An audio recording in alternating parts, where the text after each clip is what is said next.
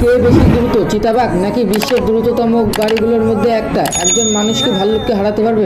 একটা বাঘকে ওয়ার্ল্ডধারী হাই জাম্পারকে হারাতে পারবে? আমরা এই সব প্রশ্নের উত্তর দেবো আর শুরু করবো পৃথিবীর সবথেকে শক্তিশালী মানুষকে দিয়ে। ওর শক্তির পরীক্ষা করবো 227 কেজি সিংহের সাথে।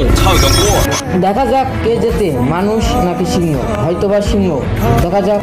3, 2, 1 শুরু করো। ঠিক আছে, খেলা শুরু হয়ে গেছে। এই সিংহ এখন এই পৃথিবীর সবথেকে শক্তিশালী মানুষকে ধরে রেখে আর 91 সেন্টিমিটার বাকি। টানো, প্রায় চলে এসেছে। টানো। ও ভাই, একটুখানি। ও মাই গড, ব্রাইন জিতে গেছে।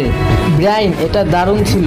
আমাদের সাথে রয়েছে পৃথিবীর সব থেকে উঁচুতে লাফ দেওয়া ব্যক্তি, আর কিনা এটা ওর গিনিস ওয়ার্ল্ড রেকর্ড। দেখা যাক কে বেশি উঁচুতে লাফ দেয়, মানুষ নাকি বাঘ। এই মাংসটা দিয়ে ওকে লোভ দেখাবো, দেখবো কতটা উঁচুতে লাফা। ও মাই গড, এবার যদি কোনোভাবে বাঘটার থেকে উঁচুতে লাফাতে পারো, অ্যারিয়াস কি পারবে এত উঁচুতে লাফ দিয়ে নতুন ওয়ার্ল্ড রেকর্ড বানাতে? এটা মানুষের পক্ষে সম্ভব হবে বলে মনে হচ্ছে না। তুমি ওয়ার্ল্ড রেকর্ড করতে পারো কিনা? ও মাই গড, ও এটা পেরেছে। এটা দারুণ ছিল। এটা তুমি কি করে করলে ভাই? তুমি এখনো পর্যন্ত পৃথিবীর সবথেকে উঁচুতে লাফালে ও একটা নতুন ওয়ার্ল্ড রেকর্ড করেছে। যাও।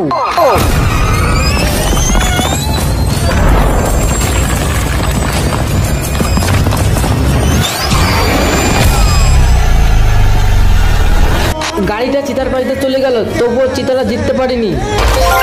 তবুও দারুণ যে বিশ্ব চ্যাম্পিয়নশিপে অংশ নেওয়া একটা গাড়ির বিরুদ্ধে লড়াই করেছে, এটা সত্যি দারুণ ছিল।